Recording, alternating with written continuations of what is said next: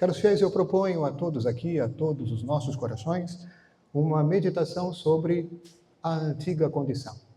Sobre a condição, a situação do velho homem. Este mesmo velho homem citado por São Paulo nesta epístola da missa de hoje, este mesmo velho homem que foi crucificado. Em que sentido? O velho homem é crucificado na nossa existência pessoal no momento do batismo. Velho homem, o homem marcado pelo pecado, já pelo pecado original e também pela soma dos pecados pessoais. Imaginem, por exemplo, uma pessoa adulta que é batizada, ela recebe o perdão do pecado, ela vê a situação de pecado original sanada e também tem o perdão dos pecados pessoais, claro, a condição de portar o arrependimento devido. Trata-se de fato de uma passagem da morte para a vida, da antiga condição para a nova. Antiga condição, falemos dela. Antiga condição marcada profundamente pelo pecado. Quando o apóstolo São Paulo fala disso, ele está falando, sim, de uma situação em que o pecado praticamente domina. O velho homem é marcado profundamente pelo pecado e mais do que isso, mais precisamente, pela escravidão do pecado, também é questão disso aqui na epístola. O velho homem é marcado em profundidade pelo pecado e pela escravidão que advém disso. Trata-se, vou desenvolver mais o tema, trata-se efetivamente de uma escravidão sob 3 tiranos. A escravidão do pecado, que não é só escravidão sob o domínio do pecado, mas sob o domínio destes 3 tiranos. E quais sejam, meu Senhor? O mundo, a carne e o demônio. Da maneira exata como as Escrituras apresentam esses inimigos e toda a literatura católica, o ensinamento dos santos, dos doutores. Mais uma vez, mundo significa aqui aquela porção de humanidade, aquelas situações ou realidades que encontramos na sociedade que se opõem ostensivamente a Deus, ao seu reino, à sua doutrina, ao seu ensinamento, à sua sabedoria, aos mandamentos e todas as instituições, tudo aquilo que vem de Deus, de mais santo. Isto é o mundo. Só para lembrar, já falamos muitas vezes sobre isso aqui. A carne. A carne é a nossa condição humana, ferida, machucada, enfraquecida, debilitada pela soma dos pecados presentes em nós. Aquele que disser que não é marcado de nenhum jeito pelo pecado. Aquele que disser que não tem pecado.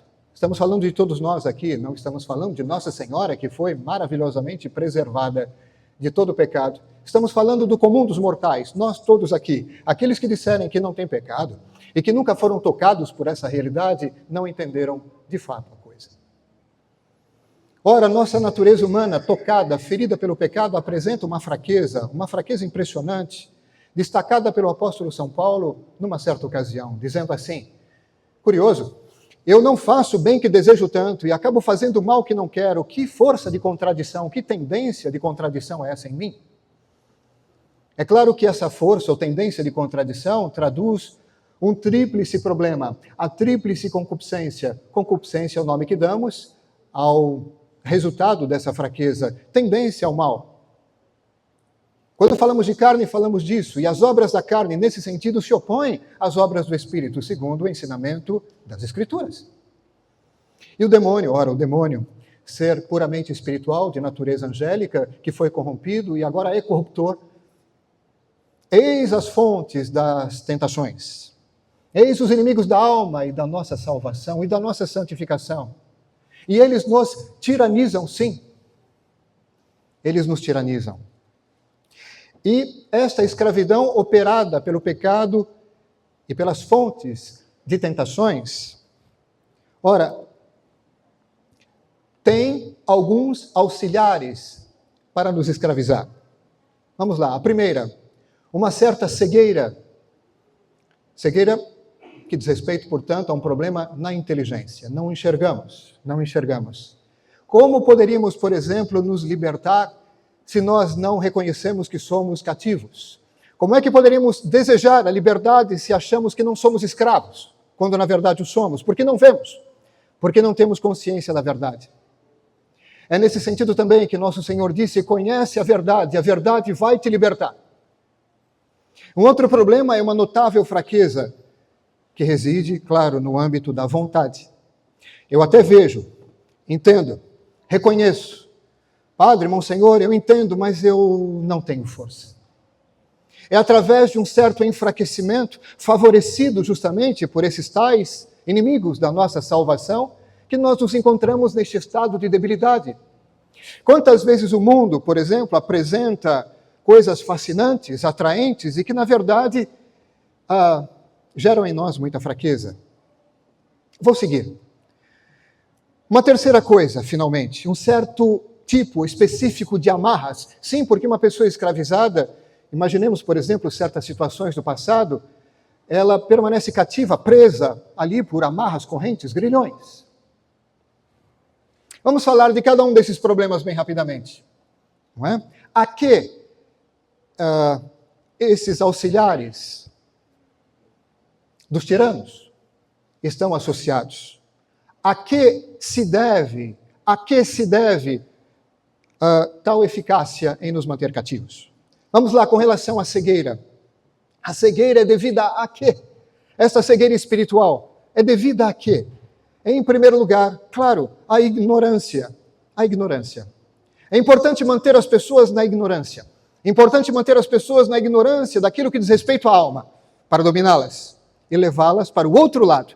É importante manter as pessoas na perfeita ignorância com relação às verdades eternas, com relação à doutrina autêntica de Deus. É muito importante mantê-las longe disso, para que nós tenhamos, então, tudo em mãos e tratemos a todos como marionetes. É claro que da ignorância para a adesão a erros é um passo, é uma outra coisa. E depois, claro, a indiferença com relação ao conhecimento da verdade. Se nós estamos, por exemplo, caros fiéis, no estado que chamamos tecnicamente de ignorância invencível. Ignorância invencível é um termo técnico que nós utilizamos na teologia moral fundamental e também na espiritualidade. Ignorância invencível é aquela da qual você não pode se livrar porque você nem desconfia que ignora. Como poderíamos sair desse estado de ignorância se nós não intuímos ou não percebemos que há algo a conhecer e que nos levaria adiante e que nos tiraria daquela situação miserável? A ignorância mais a adesão aos erros, sim, tem como efeito também a indiferença com relação à verdade. Nada disso é importante. Bobagem. Depois a fraqueza, então. Falemos sobre ela. O que gera a fraqueza? A fraqueza gera, por sua vez, uma certa paralisia. Entendam, tudo em âmbito espiritual. Uma certa paralisia, ou uma certa inércia, acomodação, o que é a mesma coisa. Inércia, acomodação. O que está ligado, claro, à preguiça e falta de disciplina. Estou falando, caros fiéis, já entenderam aqui, todos nós que tentamos lutar para avançar, já entendemos o quanto tudo isso é um grande obstáculo para o nosso progresso. Preguiça. Preguiça para rezar. Preguiça para recorrer aos sacramentos. Preguiça. Depois, deixa para depois. O meu terço. No final do dia eu vejo. Sério. A coisa mais importante, a oração. O recurso à Nossa Senhora, tão precioso, sério. Como a coisa menos importante para o final do dia. E nós sabemos o que acontece no final do dia. Tão cansados estamos. Quero lembrar mais uma vez aquela máxima de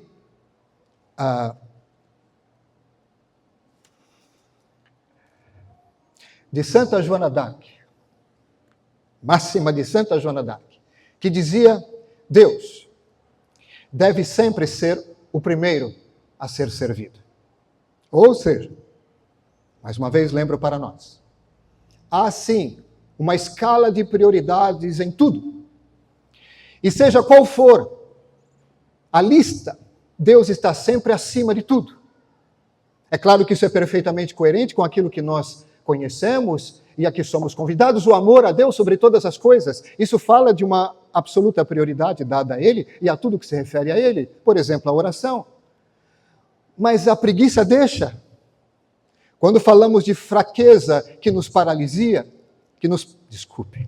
da paralisia gerada pela fraqueza, da fraqueza que nos paralisa, ora, nós pensamos na preguiça, a preguiça que acaba gerando também falta de disciplina, e a falta de disciplina nos impede justamente de sair dessa situação de inércia e de acomodação. Quantas pessoas poderiam fazer mais e melhor? Quantas pessoas poderiam avançar, triunfar sobre o mal com um pouco mais de disciplina de vida? E reparem, caros fiéis, que nós somos capazes de tanta disciplina para coisas terrenas? E cadê o mesmo empenho naquilo que diz respeito ao mais importante?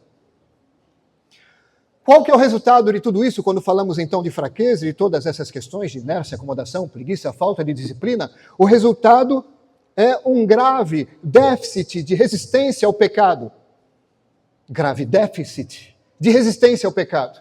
Já dizia um religioso da nossa congregação, às vezes a situação de fraqueza é tão notável que a cada tentação é uma queda. Basta que a pessoa seja tentada, já caiu. Ou seja, expressão extrema de fraqueza. A cada tentação, uma queda. Então, é sim, através dessa fraqueza, considerada segundo todos esses aspectos, em todos os seus desdobramentos, que a gente percebe, por exemplo, como os tiranos nos mantêm ainda bem quietinhos, impedidos de avançar e de nos libertar de verdade do mal. Por último, o aprisionamento. O aprisionamento, quanto a ele, é mantido pelas tantas correntes, grilhões, do quê? O que significam aqui correntes e grilhões? É claro que é uma metáfora. Correntes e grilhões significam aqui os mais variados apegos desordenados às coisas. Apegos desordenados às criaturas, aos seres criados por Deus, ao invés de amar a Deus sobre todas as coisas, mesmo com convicção. Nós colocamos as realidades criadas todas, uma coisa, uma ideia, uma pessoa, bens, em primeiro lugar, e muitas vezes sem perceber, porque afinal de contas, também há um pouco ou muita cegueira, não é verdade? Nem nos damos conta. Caros fiéis, os apegos desordenados às criaturas, imoderados às coisas que passam, causam escravidão. São expressão e causa de escravidão. Vou lembrar aqui uma frase de um santo. São João da Cruz, especialista no ensino. Eu vou usar essa expressão, é claro, é meio livre o emprego dela, na arte do desapego. São João da Cruz, ele dizia assim, é necessário absolutamente desapegar-se para elevar-se, ou para permitir que Deus nos eleve. É necessário desapegar-se das coisas criadas para, de fato, colocar a Deus em primeiro lugar. Desapegar-se das coisas, entende? Esvaziar o coração destes tantos laços de apego para que Deus possa habitá-lo tranquilo, Ele sozinho, reinando em nós. E ele disse assim, vejam, todos os laços de apego, até mesmo os mais aparentemente insignificantes, porque dizia ele, utilizando esta imagem, que é também da natureza, um passarinho, preso pela pata, com um grosso cordão, ou com um fio de cabelo, claro, um fio de cabelo resistente, entendam. Um passarinho preso à pata por um grosso cordão, um fio de cabelo, permanece preso igual e não pode voar. Querendo lembrar a importância de permitir a Deus que corte esses laços. Claro, permitir a Deus significa cooperar ativamente com a ação da graça de Deus em nós. Então é isso, caros fiéis. Correntes e grilhões dos apegos desordenados e moderados às criaturas, e muitas vezes sem que a gente perceba. E se alguém ousa dizer algo, alertando como um bom amigo, cuidado porque isso é exagerado, ainda ficamos tensos e nervosos dizendo, eu não te perguntei, não se intrometa nisso. Isso querendo ajudar. Só que não termina por aí. Ora, as amarras não são apenas os apegos desordenados e imoderados às criaturas, são também preocupações, desculpem, o excesso de preocupações e distrações. Na verdade que o nosso foco é muitas vezes mal direcionado por esses excessos. Preocupação, existe uma preocupação sadia, que está associada à nossa responsabilidade. Um pai de família, alguém que deve, por exemplo, exercer uma função, o padre que tem que se ocupar disso e daquilo, é claro que ele se preocupa de maneira razoável, inteligente, sábia, deveria ser assim pelo menos, de maneira ponderada, sem exageros. Agora, quando a gente se deixa levar por 1000 preocupações, de uma maneira exorbitante, exagerada mesmo, lembram-se daquela ocasião em que Nosso Senhor visitou Marta e Maria? E Maria estava aos pés de Jesus, ouvindo, bebendo das suas palavras, e Marta, claro, solícita, pessoa boníssima, como uma boa mamãe, querendo preparar tudo. Quer preparar a melhor refeição, imagina, para Jesus. Só que por mais que a refeição seja algo importante naquele momento, mais importante do que preparar uma boa refeição é estar ali, naquele momento único, aos pés de Jesus, ouvindo-o. E então Jesus, claro, grato e com toda a ternura, com toda a delicadeza que lhe são próprias, disse àquela mulher: Marta, Marta, com ternura, Marta, Marta, tu te agitas e te inquietas por tantas coisas, uma só é essencial. E Maria escolheu a melhor parte, isso não lhe será tirado. Ele diria a mesma coisa para nós, homens e mulheres do século 21, do terceiro milênio. Vós vos agitais e inquietais por tantas coisas, esquecendo-vos de que há um único necessário. Vejam que eu não estou inventando nada. O que disse Nosso Senhor com relação à busca da justiça do reino? Buscai, em primeiro lugar, o reino de Deus e a sua justiça, e tudo mais vem depois. Muito bem, tendo dito tudo isso, tendo apresentado o estado da questão, a situação geral, qual é a solução, Monsenhor? Quais são os remédios, os tratamentos, as armas para lutar contra aqueles que se opõem à nossa progressão autêntica sobre a via da santidade? Vamos lá, com relação à ignorância e aos erros, eu praticamente, caros chefe, não precisaria nem falar porque é uma questão de lógica. Com relação à ignorância, aos erros, em primeiro lugar, remédio, arma, uma sólida e correta instrução. No campo aqui religioso, em se tratando de doutrina celeste, então lá vai, uma sólida e correta instrução doutrinal. O que, por tabela, vamos dizer assim, ataca a indiferença. Quando nós, caros fiéis, conhecemos a coisa como ela é, a verdade em todo o seu esplendor, nos seus princípios e também na prática, por exemplo, da vida dos santos, coisa maravilhosa, é conhecer a vida dos santos. Ninguém que realmente conheça isso pode permanecer de verdade indiferente. Ou odiará, porque afinal de contas os seus olhos estão enfermos, ou então vai amar de tal maneira que ele não pode permanecer na indiferença. Bendito seja Deus por toda a leitura santa que eu fiz na minha vida. Bendito seja Deus por tanta vida de santo que eu conheci. E que não permitem essas vidas, esses relatos, que eu fique na indiferença, mas não permite mesmo. Eu estou muito feliz assim. Com relação à fraqueza, os meios de tratamento ou combate são clássicos. Oração, sacramentos e principalmente, caros fiéis, vamos nos lembrar, aqueles sacramentos aos quais podemos recorrer com frequência. A Sagrada Comunhão Eucarística, sempre com as disposições necessárias, e a Santa Confissão. Quando nós entendemos o impacto das graças sacramentais, nós entendemos que os sacramentos nos fortalecem, e estes dois, de maneira particular, nos fortalecem no combate contra o mal. Ou seja, afastam de nós esta fraqueza de que a questão aqui. Não, os sacramentos não são uma expressão folclórica, longe disso. Os sacramentos são sinais eficazes da graça de Deus, instituídos sim por nosso Senhor Jesus Cristo, para a nossa salvação e santificação. Não é brincadeira ou alguma coisa banal ou folclórica. Longe disso. Portanto, tudo isso deve ser tratado com todo o respeito, com toda a dignidade que essas realidades tão elevadas e santas merecem. Digo isso en passant. Depois de oração, sacramentos, a mortificação. Aquele gesto corajoso de amor, de fazer as boas escolhas, renunciando a outras opções. Mortificação, renúncias, eu tenho aqui A e B. A é o bem, B não é o bem, mas o bem me atrai. Me atrai carnalmente. Mas eu sei aqui, na parte superior da alma, que este é o bem, está em conformidade com Deus, isso aqui. Então eu vou renunciar àquilo que me atrai, àquilo que me parece agradável aos sentidos, aquilo ou que o é, para ficar com aquilo que é o bem, a verdade, que pode até ser mais custoso, mas é o bem. Isso é, por exemplo, esforço de mortificação. E os jejuns, então?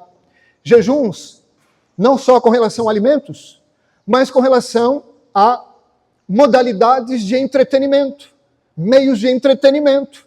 Jejum também nisso, e muito nisso hoje. E depois, caros fiéis, uma adequada e bem ajustada disciplina de vida. O que não é muito complicado. Basta sentar-se e planejar algo, como se estivesse planejando, por exemplo, algo muito importante no trabalho, como se estivesse, por exemplo, preparando um bom exame de consciência depois de anos sem se confessar. Isso se prepara, viu? E se prepara bem. E a coisa sendo tão importante como é, nós dedicamos o tempo proporcional, o tempo que deve ser dedicado a isso. Da mesma maneira, caros fiéis, por que não dedicar um pouco de esforço a planejar melhor a vida, levando em conta os vários aspectos e variações, para ter um esqueleto um pouco mais regular que nos permita ter essa bendita disciplina de vida, que permite que sejamos regulares na oração, encontrando tempo para as coisas mais importantes, equilíbrio de vida, em outras palavras. E para encerrar, caros fiéis, para atacar então o estado de aprisionamento, e nos colocar assim, aprisionamento, entende? O apego às coisas, correntes, grilhões, e nos colocar assim na condição onde nos quer o Senhor, onde domina a santa liberdade dos filhos de Deus, temos os mesmos 5 elementos que acabamos de considerar, que eu cito apenas.